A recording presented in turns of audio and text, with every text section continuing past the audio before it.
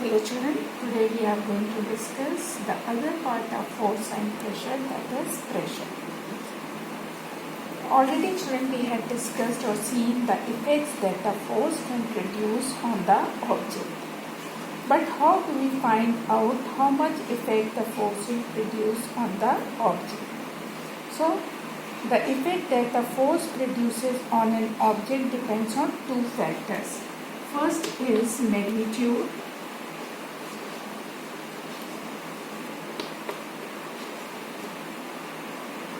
The magnitude of force applied, the greater the force, the greater is its effect. Second is area. The area over which the force is applied, that is the area of contact between the two objects. You can understand, I am giving you an example. When we cut an apple with a knife, the area of contact is the area of the cutting edge of the knife. If the knife has a sharp edge, the area of contact is small. But if the knife has a blunt edge, the area of contact becomes larger. In which case is it easier to cut the apple? When the knife is sharp or when it is blunt? What does this show? This shows that the smaller the area of contact, the smaller the area over which the force acts, the greater is the effect. Okay, so small area, greater the effect. And one more example we can discuss. Sharpen a pencil at one end, hold it between the index finger of both your hands and press it from both sides. We will see that the pencil leaves a deeper mark on the finger pressing the pointed end. This shows that the effect of the force is felt more on the finger pressing the pointed end. Okay. More on the finger pressing the pointed end of the pencil. This is because the area of pointed end of the pencil is smaller than the head of the pencil. Okay, this is larger area, this is smaller. So less area, more effect of force is more.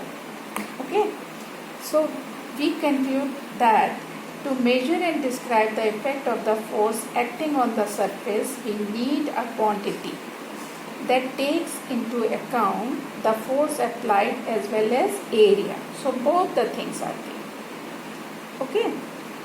As well as area over which it is applied, such a quantity is what? Pressure. Okay. Pressure is defined as the force exerted per unit area. And it is clear from this, whatever we have discussed, the smaller the area over which a force acts, the greater is the pressure. Therefore, the greater is the effect of the force. Now, children, what is the unit of pressure? The unit of pressure is Newton per square meter. Or we can write it like this, N. Okay. And or we can also like commonly this unit of pressure is also what? Pascal or PA. Sorry, small, not small p, capital P. Because it is after the French scientist Blaise Pascal. Okay children, now we are going to discuss one numerical related to this. Calculate the pressure exerted by a brick which applies a force of 2.5 Newton. This is the force applied by the brick. Okay. Two conditions are given when it is placed upright on the soil like this. Okay. And the second condition when it is placed on its widest base like this. So area of contact is less in this, area of contact is more in this. So which is going to exert more pressure, we are going to see. And the dimension of bricks are 25 into 10, all are in centimeter, into 5. Okay. So when it is A, we are going to see A. When the brick is placed upright. Okay. So as we know, the formula is of pressure is force upon area. Force upon area. Now we are going to see force is 2.5 Newton. What is the area? Because it is the dimension here is 10 centimeter and 5 centimeter. 10 centimeter into 5 centimeter. If we convert it into, this is 50 square centimeter. 2.5, and when we are going to convert into meters, as we know, the unit is Newton per meter square. Converted, then it is 0.005 square meter. Okay, and cancel it. 1, 2, 3, 5 1 the 5. So what is the pressure? 500 Pascal. 500 Pascal or 500 Newton per meter square. Now children, we come to see in this second case. This is what answer has come, 500 Newton per meter square or 500 Pascal. Now let us see in the second case. Widest base 2.5 Newton and widest base, then the dimension is 25 into 25 into 10.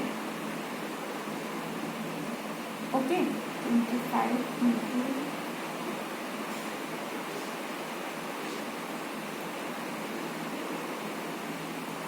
10. Then both are in centimeter. Convert it into meter. 2.5 when we are converting it into a meter, 10.025 meter square. Okay, here we are doing 22.5, 0.025, 1, 2, 3. This is 100.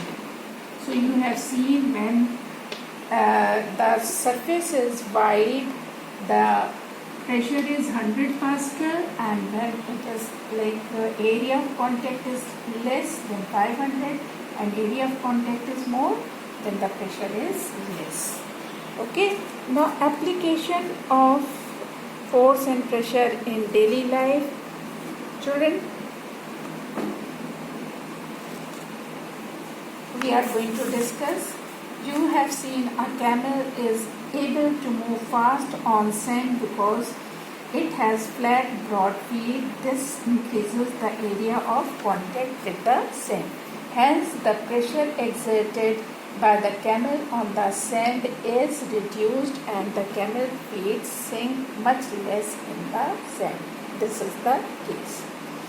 Trucks meant to carry, second one, trucks meant to carry heavy loads have 8 rather than 4 tires to increase the area. So increase the area of contact and the pressure would be reduced. This reduces the pressure on the tire. Now children, we are going to discuss pressure exerted by liquids.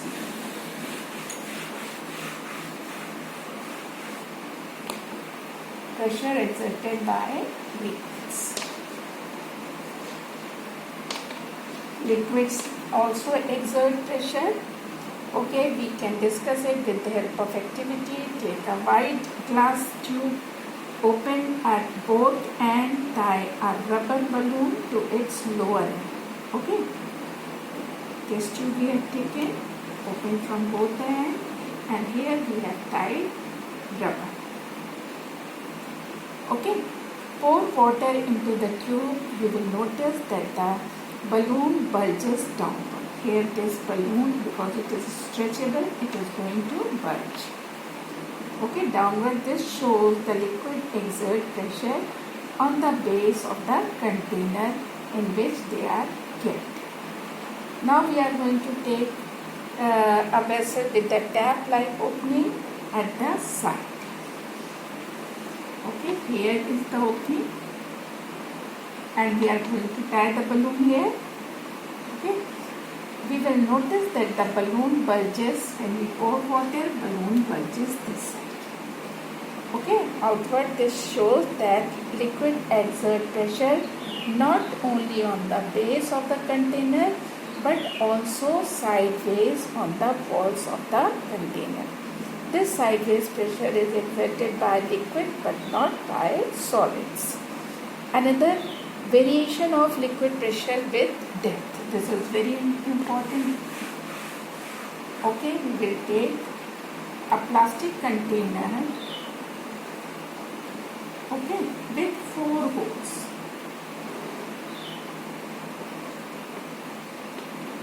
With 4 holes, okay, fill the container with water and let water keep flowing into it from a tap.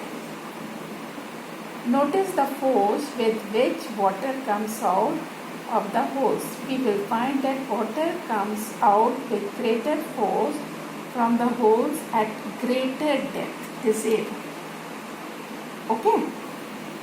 Water from the bottommost hole will be spurted out the fastest from the container. This shows that the pressure, what this shows, that the pressure in a liquid increases with increasing depth. This hole is at the bottommost, so you are seeing with the great pressure water is coming out. Now take another plastic container and make hole all around. Okay, like we have made holes all around. We will notice that water comes out from all the holes with the same force. With the same force. This shows that at the same depth the pressure is the same in all directions. Now measuring liquid pressure, an instrument used to measure liquid pressure is called pressure gauge. The simplest form of pressure gauge is manometer.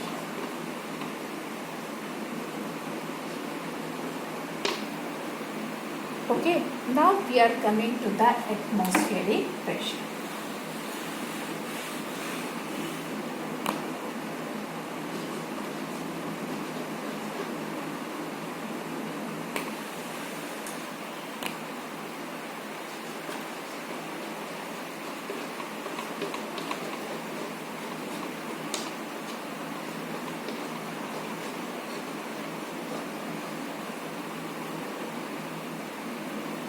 Children, all we know the earth is surrounded by a layer of air called the atmosphere. We live at the bottom of this layer. This layer is divided into various parts and we are living at the bottom of this layer. The air above presses down on us with the force equal to that exerted by mass of 1 kilogram. Can you imagine? 1 kilogram on every square centimeter. Every square centimeter. This much force is there on every square centimeter. 1 kg force. Can you feel this force? No. Why we are not able to feel this force? The reason we are not crushed under this weight is that the pressure exerted by the fluid in our body. Like which fluid? Blood. in our body is equal to the atmospheric pressure acting on our body, and so cancels the effect of atmospheric pressure. And what is atmospheric pressure, children? Atmospheric pressure is the pressure exerted on an object by the weight of the column of air over it. Now, to demonstrate the effect of atmospheric pressure that can act on the surface, we can demonstrate it with the help of an activity. Very common activity, children. All you can do this activity in your home also. Take a plastic bottle like Pepsi bottle or any water bottle. Put some boiling water in it.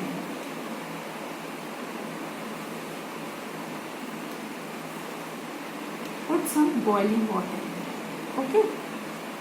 The steam coming out of the water will expel most of the air from inside the bottle. When we are going to take boiling water, the air inside it is going to be expelled by the water vapors. This air will be out. Okay.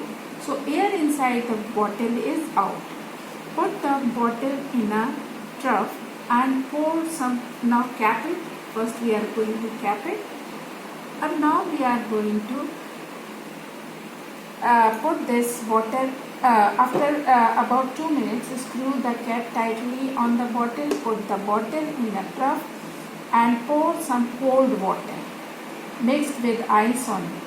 As the bottle cools down and the steam condenses, what are we going to observe? Children, what will happen when this steam due to cold water or ice, this steam present here turn into what? Water. Okay. And this places now no more any air is there. Since the steam had expelled most of the air from inside the bottle, and since the steam inside the bottle has now been condensed, the bottle now has very little air inside. The atmospheric pressure acting on the bottle from outside is greater. Okay. From outside is therefore much larger than the pressure inside. The pressure from inside is very less. Okay. This causes the bottle to get crushed, and we will find it will become D-shape. This bottle will become D-shape. Okay. Now we are going to discuss factors affecting atmospheric pressure. First factor is altitude. Altitude means height.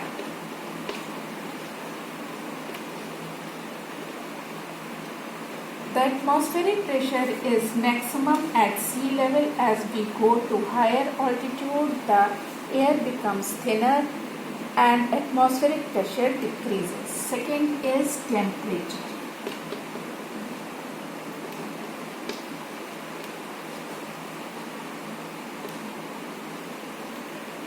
Second factor is temperature. Air expands on heating and becomes less dense. Therefore, atmospheric pressure decreases when increase in temperature. Third is humidity.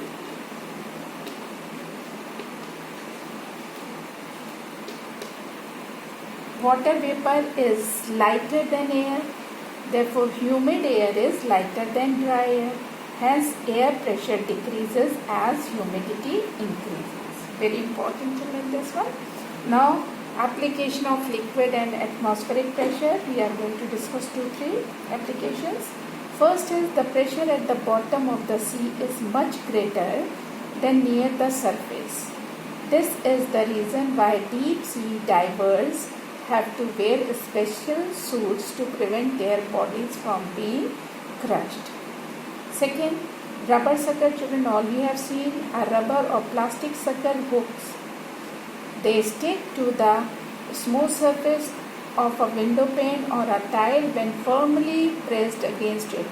This is because pressing it hard expels the air between the sucker and the wall or the surface where we are sticking it.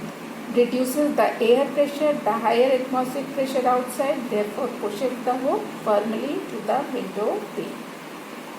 Next is At the height at which a jet plane flies, the air pressure is very low. As we told you, it depends on the altitude. As we go high, air pressure decreases.